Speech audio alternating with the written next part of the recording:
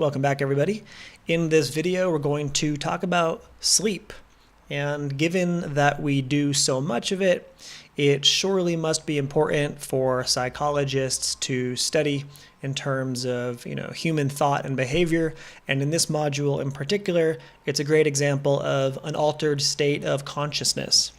So in this video, I want to cover some of the basic topics associated with sleep, the first of which is why do we sleep? And there are a number of different theories that have been offered. Next, we'll move into the different stages of sleep and discuss some of the physiological changes associated with sleep and dreams.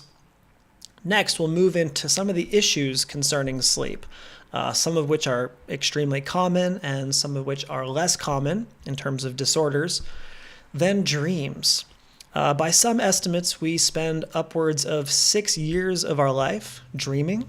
And so why do we do that? Finally, we'll talk about how to get better sleep. And there's a topic called sleep hygiene. Researchers have shown that there are some do's and don'ts associated with sleep. And so hopefully, that information can help you get a better night's sleep. All right, so first and foremost, we have to consider that we need sleep. We need about 7 to 9 hours in order to function well. However, the amount of sleep that we need does vary with age. For example, infants, they can spend upwards of 18 hours a day sleeping. But importantly, sleep is a biological rhythm. It's something that occurs naturally. And the first thing to consider is the circadian rhythm.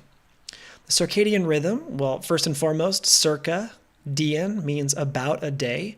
So the 24-hour light and dark cycle is what brings about our sleep and wake states of consciousness. So first and foremost, we have up here labeled in the brain the suprachiasmatic nuclei. And this is a structure inside the brain that releases melatonin, which is a substance that makes us feel sleepy in response to the dark. So when it is light out, that inhibits the response of the suprachiasmatic nuclei, therefore shutting down the production of melatonin, and we feel more alert when it's daytime and therefore more drowsy when it is nighttime. So this is a biological rhythm, just like, for example, the rise and fall of the blood pressure, across the day. This is something that we don't control at a conscious level. In addition, there's also the 90-minute sleep cycle. And this is the idea that when we actually go to sleep, we go through stages of sleep. And every 90 minutes, we repeat this cycle. At least that's what's typical, because as there's a discussion in the textbook and plenty of research to suggest that there's a range of the quality of sleep that individuals get. For example, stress, substance use, these can impact our 90-minute sleep cycle. All right, so we'll talk more about the stages of sleep momentarily. An important thing to consider is why do we sleep? We spend so much of our lives doing it, and a number of theories have been offered in the past. The first of which is more of an evolutionary perspective, this notion of protection. So consider, of course, that we are not as capable of seeing clearly at night. Our sensory systems work much better during the daytime.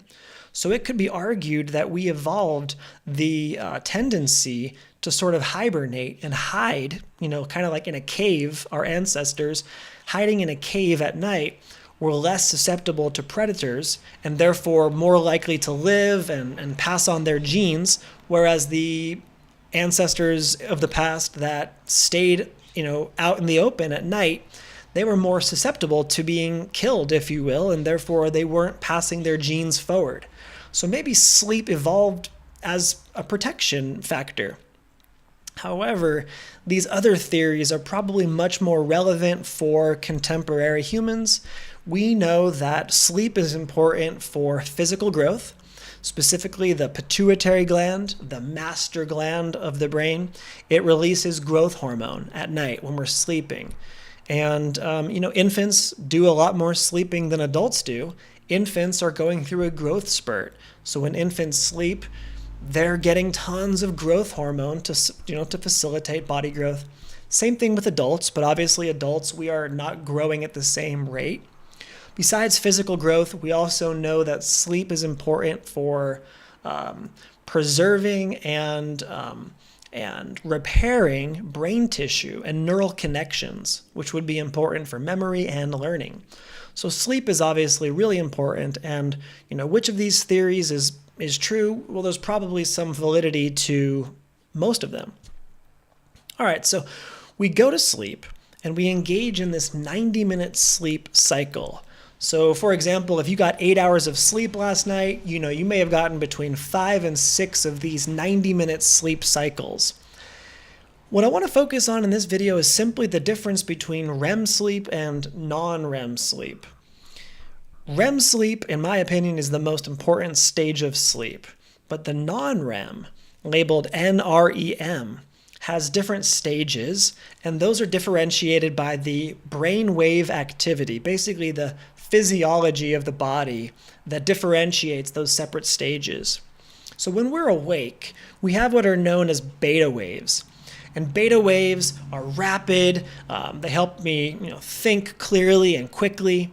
But as I start to fall asleep, my brain transitions into what are called alpha waves, which are low frequency, high amplitude waves. They're different than beta waves. I mean, this artist rendering can kind of show you that the difference between beta and alpha waves are pretty clear. But the idea I think is interesting is that when the brain calibrates, when we go from those, that state of consciousness, right now I'm awake, and I start to doze off, we have to calibrate. And that can actually bring about something called a hypnagogic jerk, which is basically like a hallucination. A hypnagogic jerk might be perceived as you're dozing off and all of a sudden you feel like you're falling and you jerk yourself awake. This is really common, and I think what's going on here is the brain is adjusting to this altered state of consciousness. So that's the first stage, characterized by alpha waves. 10 to 20 minutes after that, we tend to arrive in the stage of theta waves. Theta waves are more relaxed. We get a little more into a deeper state of sleep. But what we see within this stage are sleep spindles, sudden rapid bursts of activity. K-complexes, very similar. K-complexes, rapid bursts of activity. It's been argued that K-complexes are the brain's reaction to external stimuli. And so, of course, we are not dead to the world. In one study way back in the 1950s, they found that when people were asleep, if you sprayed them in the face with a water gun, they tended to dream about water, things related to water. So we do receive information from the external world, and maybe that's what's going on with the K-complexes, these rapid bursts of activity. As our 90-minute sleep cycle progresses, we then get into the delta waves. These are extremely slow and large waves. Delta waves are associated with our deepest sleep. It is the most difficult to wake somebody up if they are experiencing delta waves. And again, if we go to this artist rendering, you can see the difference between these delta waves and these beta waves. Because they're so different, to wake somebody up can be really disorienting. They're in such an altered state of consciousness that it can be quite jarring to wake up. For example, if your alarm goes off, it's harder, might feel extremely groggy if you wake up when you're experiencing delta waves. All right, but let's get into REM sleep. Like I said earlier, the most important stage of sleep is REM. It stands for rapid eye movement. And so first and foremost, what are the characteristics of this stage of sleep? Well, symptom number one, the eyes dart back and forth every few seconds. Hence the name rapid eye movement. Number two, we get muscle paralysis. Our muscles actually become unusable in a sense. We cannot have conscious control over them. Our heart rate increases. Our blood pressure increases. We get genital arousal, interesting enough. One study found that the average 25-year-old has an erection for nearly half of the night, thanks to REM sleep. Interestingly, REM sleep is also where dreams tend to occur. And we're going to talk more specifically about dreams in a moment, but that's what's important. REM sleep brings about dreams. So what's going on with the brain? Well, we have irregular brainwave activity. So the combination of that increased fight or flight, heart rate increases, blood pressure increases, along with the irregular brainwave activity, that combination must be what brings about the sensations that we know as dreams. And we're going to come back to that momentarily. All right, so the idea here is that we go through this cycle. Once you finish your REM stage, you go back to the beginning, stage 1, NREM or non-REM, stage 2, stages 3 and 4, which are characterized by delta waves, and then back into REM. All right, so sleep is clearly extremely important. What happens if you don't get enough of it? Sleep loss is associated with metabolism problems. Specifically, it's associated with weight gain. Many studies have found that sleep is a predictor of sleep loss. So if you're not getting enough sleep, it can affect your mental health. It can also affect your performance. One study, pretty fascinating, looked at airport security screeners. The individuals who have the luggage going through the conveyor belt and they look for weapons and other dangerous items. They found that they were more likely to make a mistake if they had a lack of sleep. So clearly, sleep is important for functioning well in our day-to-day lives. Unfortunately, there are a number of disorders that many of us experience. So the first is insomnia. Insomnia, or just basically sleeplessness, trouble getting to sleep, trouble staying asleep. By some estimates, upwards of 30% of adults experience insomnia, so extremely common. Sleep apnea affects about 1 in 20 individuals. Sleep apnea is where we tend to basically stop breathing out of nowhere. So we lose oxygen, and that can wake us up. People who have sleep apnea, they might not be aware of this. It's correlated with snoring, it's correlated with obesity, but importantly, you might get like 8 to 10 hours of sleep and wake up the next day and still feel kind of tired and groggy, and it could be because of sleep apnea. You tend to wake up over and over and over, so you're sleeping, you're just not getting a good quality of sleep. All right. Now let's talk about some of the less common disorders, namely narcolepsy. About 1 in 2,000 people experience narcolepsy. And this is where people have sudden bouts of sleepiness. So they're in a total state of awareness, they're awake, and then what typically happens is out of nowhere, they fall into a state of REM.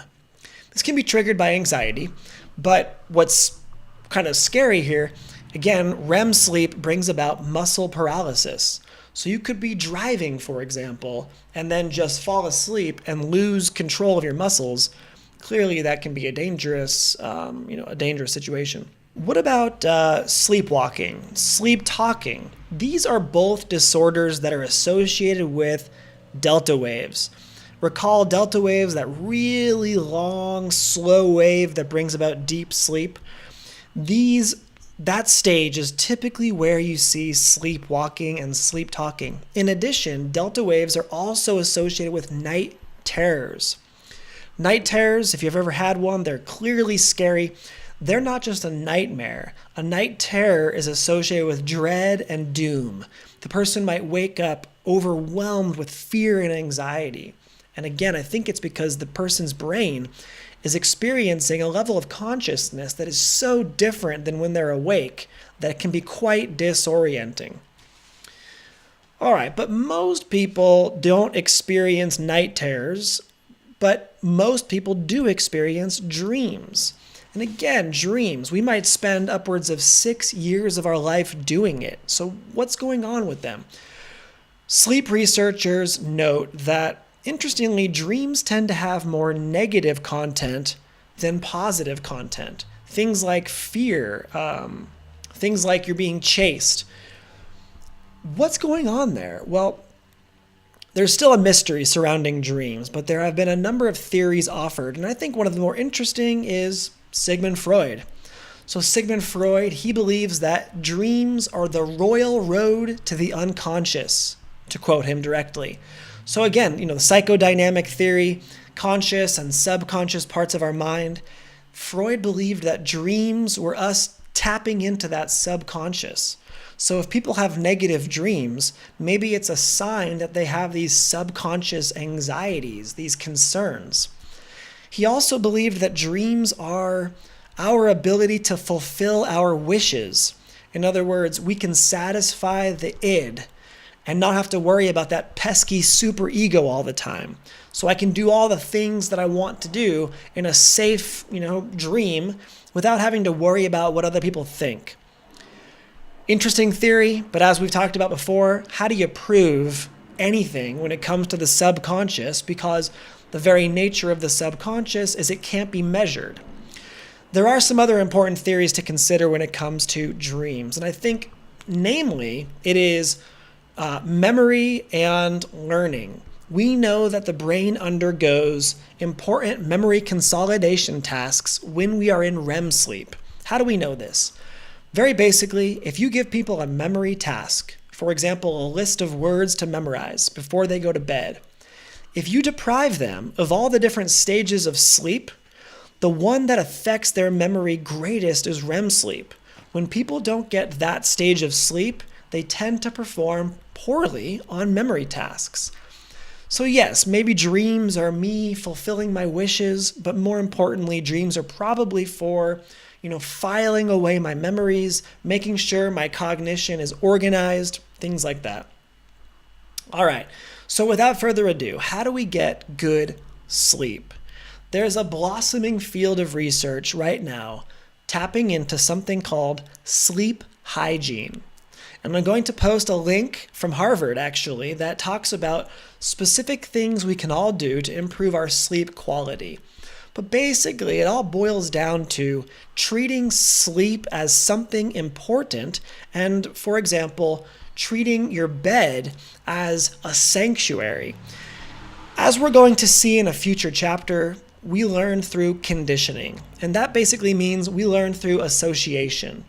So I want to treat my bed as the place where I sleep and nothing else. But what do we find ourselves doing? What we do is we use our phones in bed. We eat in bed. We watch TV in bed. Inherently, there might not be anything wrong with those things, but because we learn through association, we might get into bed and get into work mode, because we're used to checking our email or, checking social media or something like that. So basically, we have to associate our bed cognitively with sleep. And that's a really important component of sleep hygiene. Other factors, no caffeine. 3 or 4 hours before bed, we have to avoid caffeine. Obviously, that is a stimulant that will keep you awake. Exercising. We shouldn't exercise too close to bed because that will increase our fight or flight system, increase the sympathetic nervous system, and we want to relax before bed. All right, so plenty more information on that link about sleep hygiene, but clearly there are things we can do to increase the quality of sleep, especially knowing how important it is in terms of functioning well.